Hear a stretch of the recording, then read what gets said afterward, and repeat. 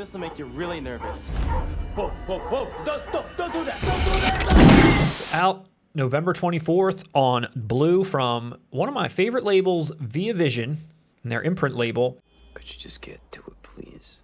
Stir of Echoes. Previously released in a essentially bare bones Blu-ray in the US, but they did have a pretty nice media book come out from Koepp Media, which, they're another really awesome German company. They put version A and a version B out for this movie not that long ago in like a Blu-ray media book. That kind of like the way that they do. The US has only really gotten just one, Blu-ray. This is not a US company either. This is Australia. And it does seem like they're doing a lot for this movie. They have a new interview with director David Koepp. They have a new interview with the production designer Nelson Coates. There's an audio commentary with director David Koepp. Hi, everybody. I'm David Kepp. There's several features on the making of, a few different featurettes on here. There's some deleted scenes, some screen tests, and then the first 2,000 copies get the unique artwork on the slip box. So this is a limited item that only has 2,000 units until the slipcase is gone. It also says that there's more extras to be announced. So there are a few new features and anything else that seems that has been out there. There's a couple of things on the Blu-ray, so I guess they pretty much got everything. And supposedly, I haven't actually listened to it, but supposedly there's the audio commentary. Apparently gives a lot of great insight to the making of the movie. There's not a lot of dead air. It's really insightful. He talks a lot about the processes and all the improvisation and different things that had to go on. Anything else? I'm a huge fan of this movie. I know, Russ, you've seen it. I know you might not be as big a fan as I am, but I think this is a incredibly solid Kevin Bacon performance. I think he's really compelling in this. I don't know. I've never really sat down and thought, like, what's the best Kevin Bacon movie or what's the thing that he was the best in? But I feel like when I think of Kevin Bacon, this is maybe in top 5 performances for me. I mean, he's pretty awesome in this movie. He's versatile, man. Super. He's more of a character actor. It's hard to pinpoint, like, what's his best performance or his standout or a top 5. I don't have one either. Bummer. He elevates material. He's one of those. He has that presence. He's passionate. Great.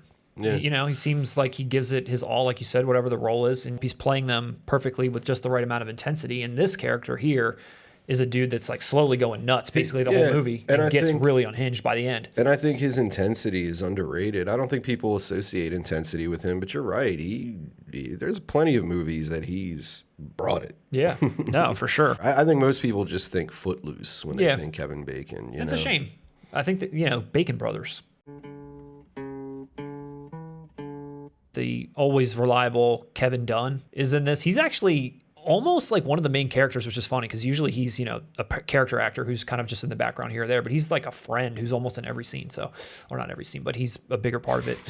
He is the movie. This is Kevin Dunn's movie. You're talking like a goddamn lunatic. That's what people are going to say. Why is his name not on the box? Even David Koepp, I remember seeing a writing credit for him on like Jurassic Park, but I didn't really know too much else of what he had done. But he wrote on some of your favorite movies. Right. Spielberg went on to use him forever. He's part of the Crystal Skull. Yep. debacle. He also wrote Death Becomes Her, which is a favorite of yours. He went on to write Panic Room later on. Do you know what else he wrote, Russ? Carlito's Way. I sat down with David for hours. And he wrote it all down. He's a good friend. So just like we said with The Howling and American Werewolf in London, you had said that movie lives in the shadow of American Werewolf in London. This movie lives in the shadow of Sixth Sense, which is a shame. For sure. Because their promotional materials kind of made them look similar. You have, a spiritual element. There's a child that can see ghosts or something, creepy kid. And it very, and Sixth Sense blew this out of the water and almost kind of pummeled this into non-existence, I feel like. That's cruel. It isn't true. I have a better comparison. Okay. E.T. and The Thing. Okay. Because Stir of Echoes is meaner. It's a straightforward horror movie where Sixth Sense is sentimental and dramatic and kind of like E.T. swept everything. Nobody wanted to see the scary alien. I feel like that happened here with Sixth Sense and Stir of Echoes. Yeah, you can even see it on this poster. I mean, it's very creepy looking. There's like a ghost in the background there looking at a light bulb. There's like blood. It's like, it's not, like you said, it's not a family-friendly horror film that does have some legitimate scares, but this movie's just balls to the wall horror the entire time. No, and I think the plot itself, the resolution of the plot is very interesting. It was based on a book, but just the idea that you were hypnotized and you come out of that hypnosis and now you can see or hear spirits and stuff and you are like losing your mind, but you're actually part of like a murder mystery that you're also trying to solve that Kevin Dunn may or may not be a part of. So dude, it's a solid horror movie, and it is underrated. I like that it has a fan base. It's I'd put it. You think Stir of Echoes is a cult film? Definitely. I mean, called a cult film, yeah. I feel like it's the anti Sixth Sense. It's like when people are like, "Oh, I love the Sixth Sense." Oh, well, have you seen Stir of Echoes? You know, like it's like they almost try to one up you because everyone loves Sixth Sense so much, and Stir of Echoes is kind of that. I don't know, just that edgier. And I love that they use that painted black. And like there's that's a big motif in this over and over. I thought that was really effective too, how they use that. I'm with you also on how aggressive Sixth Sense fans are. They are. Just come up and like, have you seen Sixth Sense? Yeah. Fuck you. Have you seen Stir of Echoes? Shit gets raw.